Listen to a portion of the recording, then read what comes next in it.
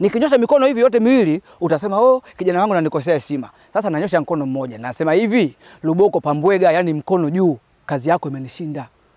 Mwenyekiti, leo hii huko nitokapo nimekutana na sijui tuseme ndo mzee, sijui mbaba, sijui mzimu, sijui shetani. Amenichimbia mkwala. Unajua mkwala? Ameniambia niachane na hiyo kazi. Na hajaishia hapo. Amesema endapo nitaendelea kitakacho nikuta. Amesema nimewekewa mtego. Tena mtego wenyewe mtego wa damu. Sasa mwenyekiti, ukisikia maana ya mtego wa damu, maana yake ni kupoteza maisha. Na mimi nayapenda maisha yangu kuliko kitu chochote. Na iheshimu serikali yako kwa ni mwenyekiti, lakini pia uhai wangu ni muhimu zaidi mzee wangu. Hiyo kazi yako imenishinda. Kama nilivyotangulia kukwambia, Luboko kunani? Baba. Kigaga, hebu ondoa uoga. Kigaga, kidume gani katika himaya hii unemogopa wewe, na wakati agizo nimekugia mimi nifanyie kazi yangu? Unasema kuna mpuzi sijui katokea huko kakusitisha wewe, una hofu. Mbona kwa nizamu ya hofu Kigaga? Na wakati nakutegemea kabisa wewe kijana wangu. Na wewe ndo kijana ambaye nikuamini katika hichi kijiji. Mwenyekiti, nikwambie kitu. Huyo mtu mimi mwenyewe ni mara ya kwanza kwenye maisha yangu kukutana naye. Hapana, nimekumbuka. Ni mara ya pili. Kuna siku nilikutana naye. Nikakimbia kama nilijua. Leo nimekutana naye tena, ndio ananipa hayo maneno. Na kwa bahati mbaya kwenye maisha yangu huwa anajitokeza mara moja tu kama chafa, akiondoka kaondoka. Na huyo mtu sasa, yani si mnene, si mwembamba, wala si mrefu sana, ni wa kawaida hivi. Mweusi kidogo. Mzimu si mzimu, binadamu sio binadamu. Ni mtu huyu anaishi wapi? Na yupo katika mazingira gani paka unamuogopa wewe? Katika kijiji chetu nitajie kwanza. Mbona unificha? Unaficha nini? Labda unamfahamu. Kwenye kijiji hili yangu wote mimi nawajua. Sasa unasema kuna mtu kaja, mzimu si mzimu, ndio teteleka wewe mwana wewe. Hebu nitajie mtu nipambane naye. Ni nani? Mwenyekiti. Na kujibu tu kwa kuwa ndo nakuheshimu mwenyekiti, lakini inaonekana maswali yako yanazidi kuniongezea matatizo. Huyo mtu bwana amevaa nguo nyeupe chini, juu nyeusi. Hapa ina msalaba, sijui nyota. Alafu mwenyekiti, cha kushangaza, ile nguo ya juu haina mikono. Ina maana kavaa hivi hapo kama kofia imembana humo. Mwenyekiti. Na angalia naona miguu tu. Peku. Mikono inaguruguru, haionekani mwenyekiti. Hivi mwenyekiti wewe sawa, lakini kama nilivyotangulia kukwambia. Basi kijana, inatosha. Haya mwenyekiti, endelee kutosha. Naomba tutafutane kwa majambo mengine ya kiserikali, lakini kwa majambo kama hayo mwenyekiti. Na nguma huyu jamani, na nguma mwenyekiti, na nguma ataniua mimi, na nguma. Na nguma jasela, chunguza kwanza, na nguma sela mbaya, nguma pikili, na nguma jasela mbaya, na nguma sela mbaya, na nguma jasela, na nguma sela mbaya, watu wengi. Nisikia vibaya sana. Vipi kaka? Fresh ndugu yangu. Wewe? Shwari kwema? Tunamshukuru Mungu bwana, tupo. Mbona kama uko sawa? Siko sawa kweli. Kwa sababu kama nilivyokuambia hapo awali, na nguma bwana amenifuata nyumbani. Na nguma amekufuata nyumbani? Ikawaje? Na nguma amekuja tena amenichimbia mkwala mzito sana kuhusu ile swala. Yaani hapa ndipo sielewi tena nafanya nini na inakuwaje. Unajua ndugu yangu bwana, umejiingiza katika tatizo pasipo mwenyewe kujua. Mimi nakusihi kitu kimoja. Sawa? Wewe unafikiria kitu gani kwa kuanzia sasa? Yaani kitu ambacho kinatembea katika kichwa chako, wazo gani ambalo unalifikiria baada ya nguma kuja kwako? Yaani hapa ninachokifikiria, ninachokiwaza kuna majambo mawili. Kuhama katika kijiji kwenda kijiji kingine au kutoka kabisa kwenda Dar es Salaam. Yaani hicho ndio ninachokifikiria kwa sasa hivi. Ndugu yangu, mimi nimekuelewa. Nimekuelewa tena, nimekuelewa sana. Sasa kuna jambo moja hili ndio nilikuwa na wasiwasi nao.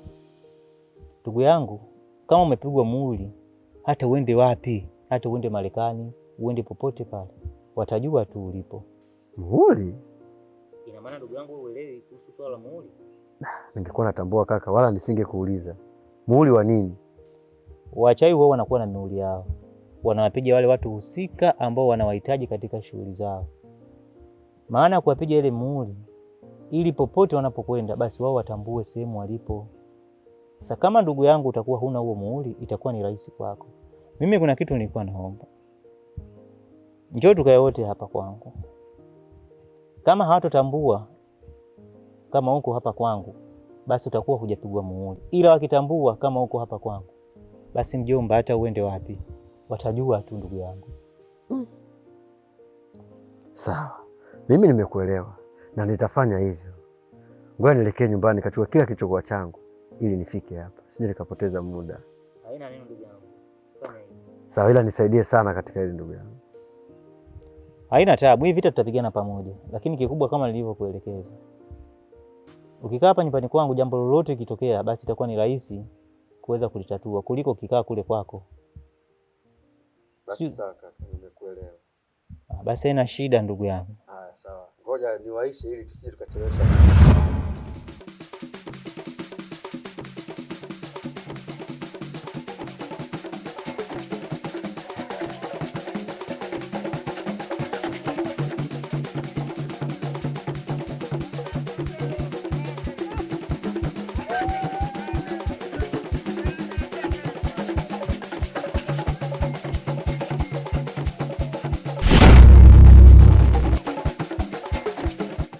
Mkuu, unavyoniona ni bini mawacho masito, muto wangu watavuruganika, malango ntopo. Unafenikuta hapa na wacha juu ya mjukuu wangu Nanji. Oyo mwana malango gake kwali gatamibuli amashakuwa anatangasha mitaani kwamba babu yake nshawi, na kikubwa zaidi mpaka weye mkuu anasema upo kwenye ushawi, anatutangazia tutasalilika. Kojagari, nilikwambia toka mwanzo, shughulika na damu yako, kwa sababu nikisema kukusaidia nitafanya yaliyo magumu zaidi. Sitaki tufikie huko. Kingine, yule asiyejulikana alikuja nyumbani kwangu jana, ananisumbua sana. Hivyo tunatakiwa kupata kile kitovu cha mtoto haraka sana, kwa sababu tusipofanya hivyo anaweza kuondoka na kila kitu changu. Kitovu, swala la kitovu niachie mimi. Sijawahi kuangusha hiki chama hata siku hii moja. Nitajitahidi kadiri niwezavyo, mashariki, kaskazini, magharibi, mpaka kusini nitafika, mpaka miji ambayo haipaswi kuingilika nitafika mimi. Kojagale, mzee wa Sibalo Sipete, nitachukua kitovu kwa nguvu, hata kwa wachawi wenzetu kama wamehifadhi ndani, mimi nitachukua. Lengo tufanikishe, nipo tayari kutoa hata maisha yangu.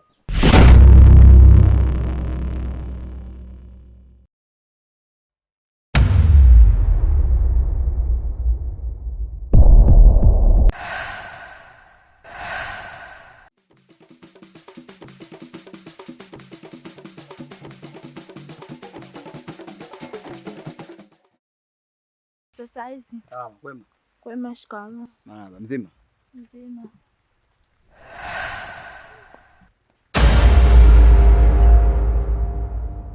Ina maana Nanguma amemrudisha harusi kwao? Na kama amemrudisha kwao, huyu mzee Malonge amewezaje kumrudisha harusi? Na mbona taarifa hajanipa mwenyekiti? Hapa mwenyekiti alikuwa amenificha jambo.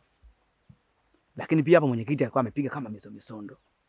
Kama amefanikisha kumrudisha binti yake nyumbani kwake, hili siwezi kulifumbia macho.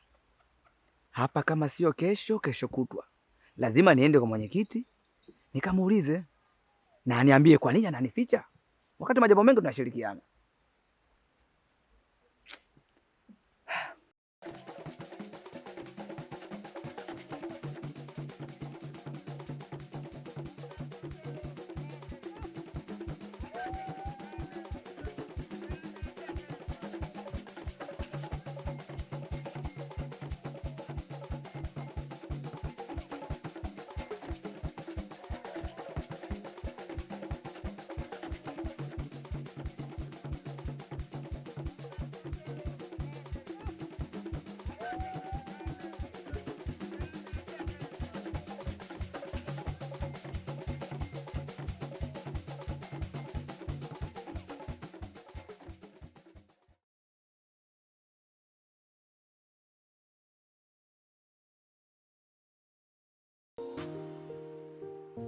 mwenyekiti, kwema?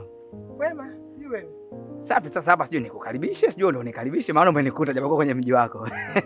Acha mambo yako. Umefika muda mrefu? Unatokea wapi? Maana nimekuja hapa mji mweupe. Nikaangalia hapa, nikaona hapa hajafungwa, nikaona utakuwa jaenda mbali huo.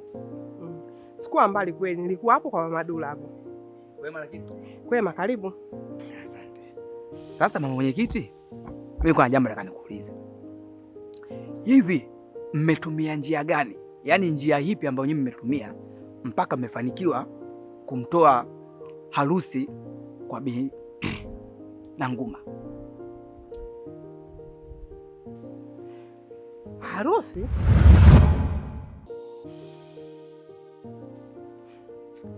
Sasa mama mwenyekiti, sichonielewa kipi hapa? Mmetumia njia gani mpaka kumtoa harusi kwa Bi Nanguma? Kigaga, unapokuja hapa kwangu tafuta cha kuongea tafadhali. Unajua mama mwenyekiti, vipo vitu vya kutaniana. Mimi kwenye majambo yenu tunakuwa mstari wa mbele. Leo hii nyiwa kunificha jambo hilo? Si tunapambana wote jamani kumrudisha harusi. Mimi ndo kama kigali cha njano. Nimeenda nimerudi. Leo hii unanikataa? Mimi nimekutana naye harusi kwa macho yangu haya mawili. Nimekutana naye pale barabarani anaelekea gengeni. Mimi mwenyewe hapa nimetoka kwa Mama Dula, sio kama nimeenda kutembea tu.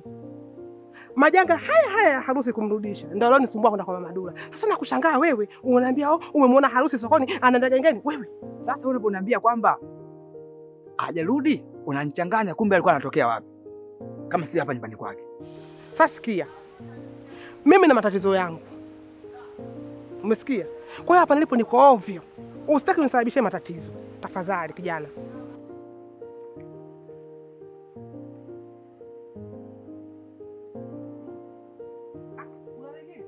Hapana.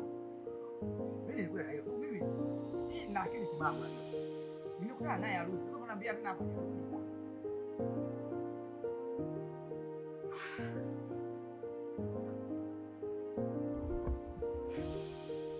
Mama mwenyekiti, vipi? Ndio yamekuwa hayo? Basi bwana, kwa heri. Sije kukupanisha kiharusi hapa bure, akaja akapata mtu kesi. Ni hii.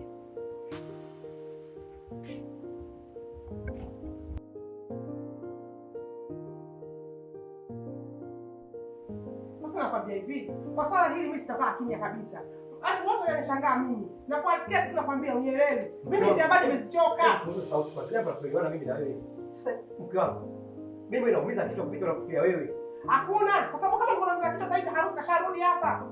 Mimi sikulawi kabisa kukosa ndugu zangu bora hapa nyumbani. Sina raha, sina amani. Kuna changamoto nyingi sana zinanikuta mimi. Sasa mambo yenda. Hebu subiri kwanza. Sio subiri. Sasa unaenda wapi kaka? Hebu subiri ngoja. Sasa unaenda wapi? Wewe mke wangu. Ninachotaka mimi binti yangu. Maana sikuelewi. Unaingia, unatoka. Unaingia, unatoka. Binti yangu kurudisha utaki. Sasa mke wangu, mambo gani haya? Mambo ya kukaa kumalizana ndani, wewe unatoka mpaka nje kuwapa sifa majirani ili iweje? Sasa sikia, kama ungetaka tuongelee ndani. Muda mrefu naongea na wewe ndani. Nadhani wewe unanijua ninavyoongea na wewe ndani. Hutaki kunielewa. Bwana nitoke hapa nje kila mtu asikia. Bali yote yapate kusema kuna nini kinaendelea. Si umenielewa? Maana yake mwanangu nimeanza kwa uchungu mkali. Wewe si muda na uchungu sio kwa wapi? Sasa ulikowepo. Sasa sikia nikwambie. Nataka binti yangu. Na uchague haya mawili. Ni ulipotaka niondoke nyumbani au kumrudisha mwanangu. Na ninapokupa nakupa tena wiki hizi 2. Nisikilize mke wangu. Tambua nakupenda sana. Na hata mtoto wangu nampenda kuliko wewe unavyofikiria. Hayo mawazo yako potovu hayo. Ninachokuomba kuanzia sasa, twende ndani tukaongee. Kila kitu kitakaa sawa. Mambo kukaa ndani, wewe kutoka nje hapa kudhalilishana sisi. Mambo gani haya mke wangu? Hebu nielewe huruma, mimi ninahangaika kutafuta binti yetu. Kudhalilika na binti yangu. Bora nini? Nakuuliza. Ninachotaka hapa binti yangu. Hakuna kingine ninachokitaka. Alafu, mimi nilijua wewe mwanaume kamili. Wewe mwanaume si mwanaume kamili, unarudi upo tu. Familia yako, damu yako, unaiacha na sabaratina bila sababu na yote. Alafu umekaa tu koti kubwa, kaa buibui. Mimi nimezaa kwa uchungu, kumbuka. Mke wangu, unanikosea sana. Unadiriki kabisa kuniambia mimi mwanamume gani? Tambua mke wangu, mimi ni baba mwenye familia. Tena na uchungu sana na mwanangu. Kuliko hivyo unafikiria wewe. Ninachokuomba, Punguza gazi. Mambo haya yanatakiwa mimi na tukae. Tujadili tufanyeje. Na kuomba. Twende ndani tukayamalize ya majambo. Kila kitu kitakaa sawa mke wangu. Sasa sikia. Kukaa sawa, kukosa kukaa sawa. Hizo wiki mbili uzitendee kazi kwenye kichwa chako. Na nataka jibu hilo moja. Hebu nipisha kunja.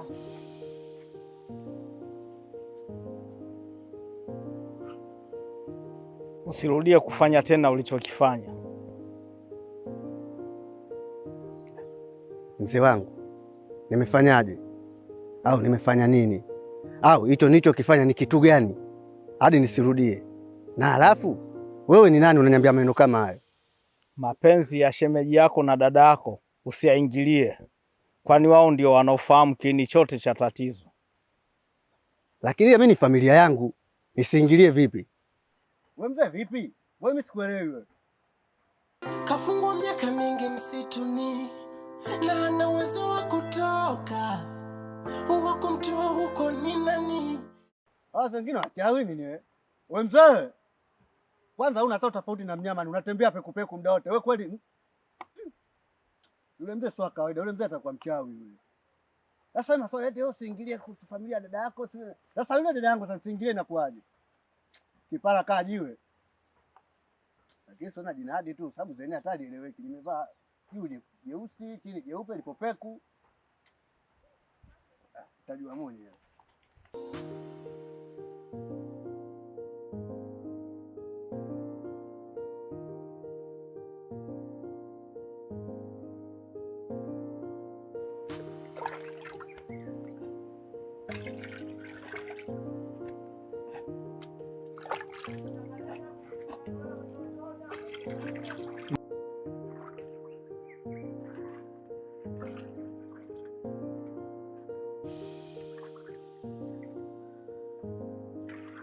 Kujaga.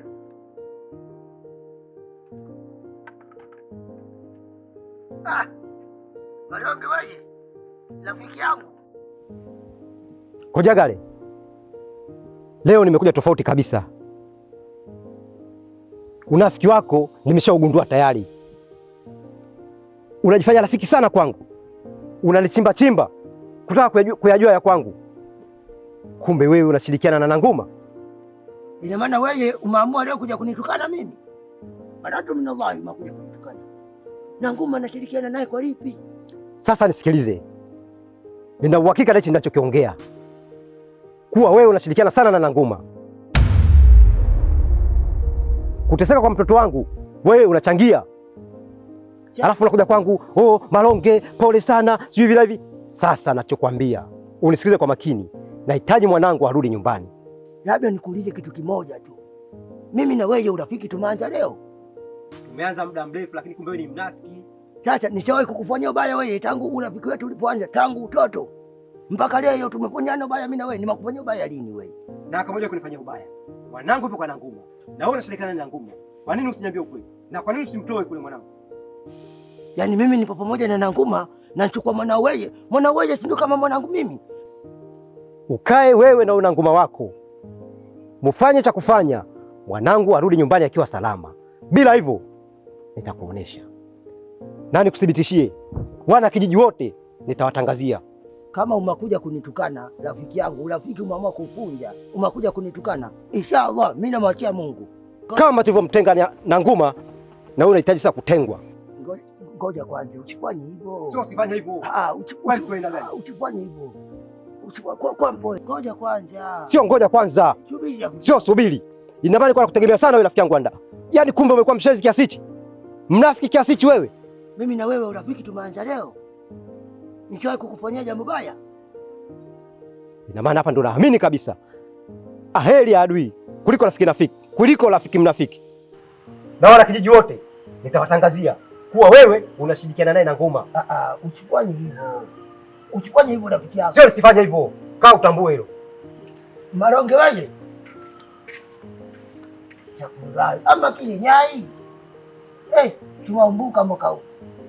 Ndio kitu utantoa ndio mambo yenyewe haya. Yote haya mataka Nanguma. Nilimwambia mimi tusifanye jambo lile. Unaona sasa?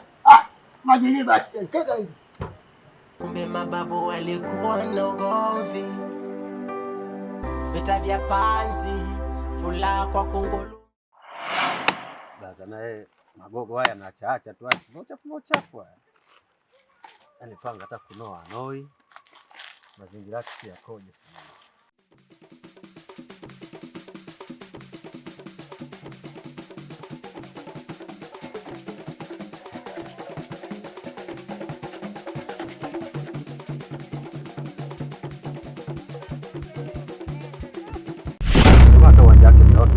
Mimi sikimbiwi. Kilichokutoa nyumbani kwako kukuleta kuishi kwa Nanji ni ukosefu wa maarifa. Mimi sikimbiwi. Mimi ni sawa sana kivuli chako. Ulipo nipo.